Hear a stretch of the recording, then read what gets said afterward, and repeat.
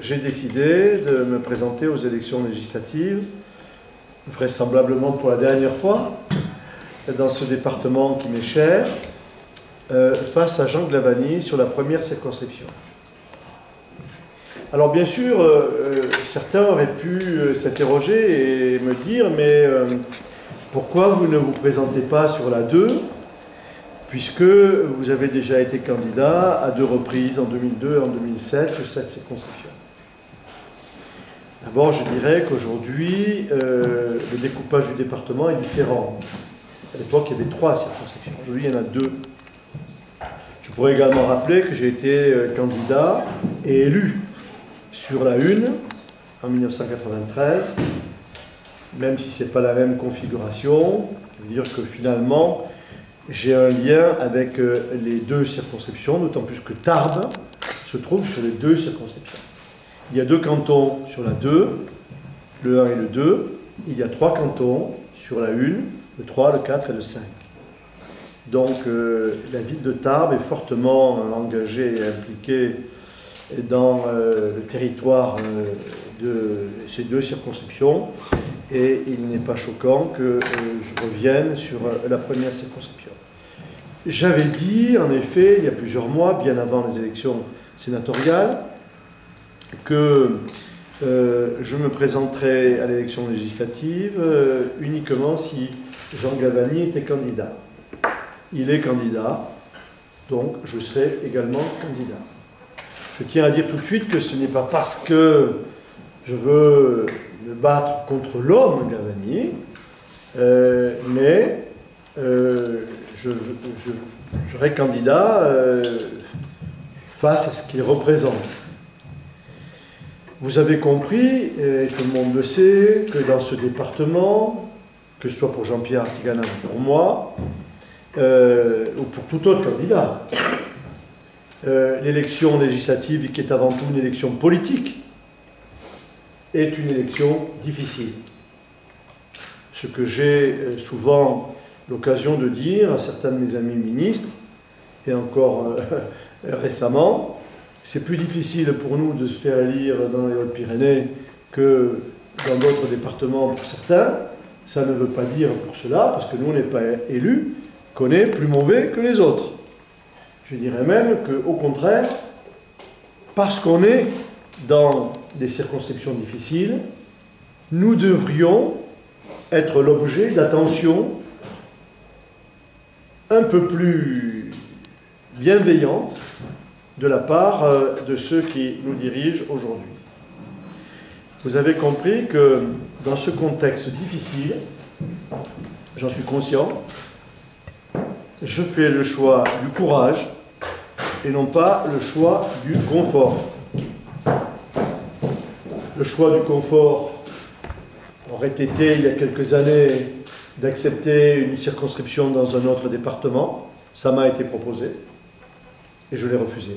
Je ne sais pas si vous vous souvenez, certains. La presse nationale avait relayé cette phrase. J'avais dit, je préfère une chaise de paille dans les Hautes-Pyrénées plutôt qu'un fauteuil Louis XV à Paris. Mais c'est pas parce que je préfère une chaise de paille dans les Hautes-Pyrénées que j'ai envie de finir politiquement sur la paille. Ensuite, je suis un combattant, je suis un militant. Et l'élection législative est, par essence, l'élection majeure dans notre pays qui permet à un militant de s'engager pour défendre ses idées, pour défendre son territoire à Paris, et puis pour porter les bannières de ceux qui nous font confiance. Je le fais aussi, vous l'avez compris, parce que j'ai quand même maintenant une certaine expérience de la politique locale et nationale, que j'ai des compétences qui sont reconnues de tous dans le domaine économique, par exemple vous dire que ce soir, je vais faire une intervention à Bordeaux sur le commerce extérieur, où j'ai été invité par une association bordelaise. Donc, je souhaite mettre cette expérience et ces compétences-là au service de mon pays, au service de mon département. Mais je considère aussi que c'est mon devoir. Je suis un responsable politique. Il y a un combat difficile qui se présente. Vous savez, je ne suis pas un rêveur. J'ai le sens des réalités. Il y a un combat difficile qui se présente. Eh bien, je pense qu'il est de mon devoir d'aller porter les valeurs et défendre les valeurs auxquelles je crois. Je ne peux pas envoyer un militant et puis regarder ce qui se passera à l'occasion de cette élection qui s'annonce particulièrement complexe pour nous. Donc, je vous le dis, je fais le choix du courage et je prends beaucoup de risques en y allant, je le sais bien, mais je les assume. Je le fais aussi parce que j'aime ce département, qui est le mien, et que je veux le défendre et le servir encore plus. Parce que j'aime la ville-préfecture de ce département, et que je veux donner au maire de la ville-préfecture une valeur ajoutée importante dans l'action au quotidien, au service du territoire, grâce à un mandat de parlementaire. Ensuite, vous savez que je n'attends pas les périodes électorales pour être sur le terrain. J'y suis tout le temps. Vous m'y avez vu, vous m'y voyez presque tous les jours. J'ai été sur le terrain à l'occasion des élections sénatoriales. Je connais maintenant presque tous les maires. Je les ai rencontrés, 465 réunions, avec une relation qui s'est instaurée avec ces maires, même si je n'ai pas été élu sénateur. Une relation qui perdure et que j'ai envie aujourd'hui d'enrichir et de faire vivre au service de mon département grâce à ce mandat. Ensuite, je ne veux pas non plus trahir la confiance de tous ceux qui sont à mes côtés, qui m'accompagnent, qui comptent sur moi depuis des années. J'ai eu l'occasion de le dire il y a quelque temps. Nous avons autour de nous des militants, nombreux, pour un département de gauche, puisque si on regarde le nombre de nos adhérents UMP, Parti radical, on en a plus que le Parti socialiste. Mais malheureusement, dans les élections, ce qu'il faut, ce n'est pas uniquement des militants, c'est des électeurs aussi. Mais bon, et je dis que je n'ai pas le droit de trahir ces hommes et ces femmes qui me font confiance depuis des années. Et que là, ils le savent, il y a un combat difficile. Et ils attendaient que je m'y engage. Je suis très surpris d'ailleurs, parce que j'ai fait une réunion hier soir pour annoncer que j'y allais. Et j'ai été surpris de voir que tous attendaient. Et on considérait que c'était comme normal. Donc, vous avez compris que je ne ferai pas une campagne de figuration. Je ne referai pas non plus 465 réunions. D'autant plus que cette campagne pour l'élection législative sera courte, puisque elle se déroulera après l'élection présidentielle. Et donc, entre le 6 mai et mi-juin, il y aura quasiment un mois et demi, durant lesquels il faudra être très présent sur le terrain. C'est ce que nous ferons. Entre-temps, entre le mois de février et le mois de mai, du début mai, j'organiserai des réunions avec les militants sur le terrain pour préparer l'élection. Et ensuite, des réunions publiques dans chaque chef-lieu de canton. Je veut qu'à Paris, on entende la voix des Hautes-Pyrénées. Et non pas l'inverse. Ça ne m'intéresse pas qu'on fasse entendre les Hautes-Pyrénées la voix de Paris.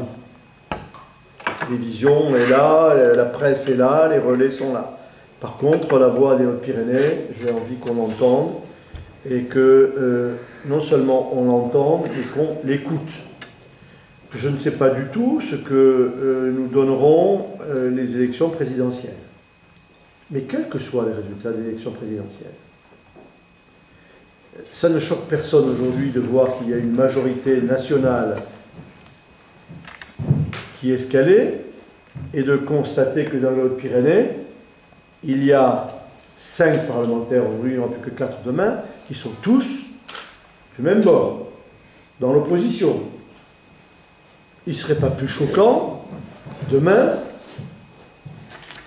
et je dirais même que ce serait logique, que sur 4 parlementaires, il y en ait au moins 2 qui soient de l'autre côté, quel que soit le résultat de l'élection présidentielle.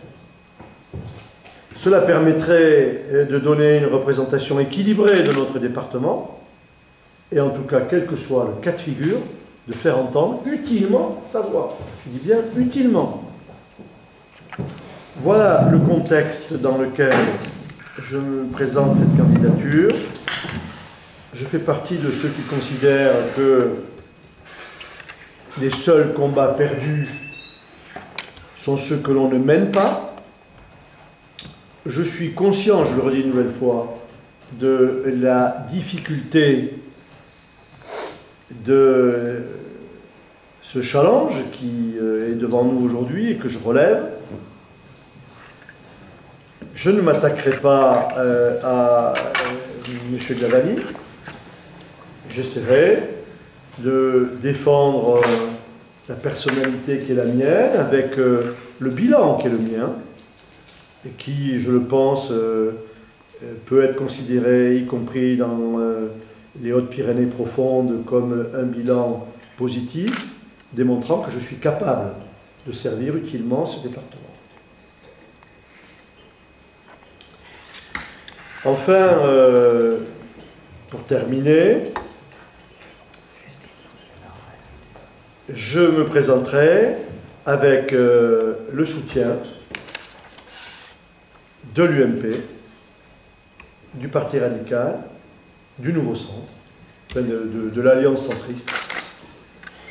Je serai candidat portant les couleurs du Parti radical, et Jean-Pierre Artiganave portant les couleurs de l'UMP, ce qui constituera un équilibre dans la représentation de nos formations respectives. Vous savez que je suis une anomalie nationale sur le plan politique, puisque je suis vice-président du Parti radical, vice-président national du Parti radical, et que, cependant, je suis toujours président de l'UMP des Hautes-Pyrénées. Et si je suis resté président de l'UMP des Hautes-Pyrénées, c'est précisément parce que je n'ai pas voulu abandonner les militants qui nous ont fait confiance. Et que jusqu'à présent, les faits m'ont en quelque sorte donné raison. Il est évident que si Jean-Louis Borloo avait été candidat, j'aurais été obligé de faire un choix difficile, et que vraisemblablement le Parti radical soutiendra le président de la République sortant s'il est candidat, et que donc nous ferons campagne. Quand je dis qu'on fera des réunions avec les militants de février à mai, nous ferons campagne pour l'élection présidentielle, avec Jean-Pierre Artiganave également, et ensuite nous porterons les couleurs respectives que je viens d'évoquer, sachant que nous nous retrouverons en fin de compte. Je suis conscient qu'il y aura une reconfiguration politique après ces élections, quel que soit le cas de figure. J'ai envie de compter dans cette reconfiguration. Et pour compter, il faut que les électeurs de Pyrénées m'accordent leur confiance et leur soutien. Ce que je sollicite d'ores et déjà. Vous avez compris que j'ai des convictions que je défends. J'ai aussi une ambition pour mon département. je veux la porter et la faire entendre le plus haut possible.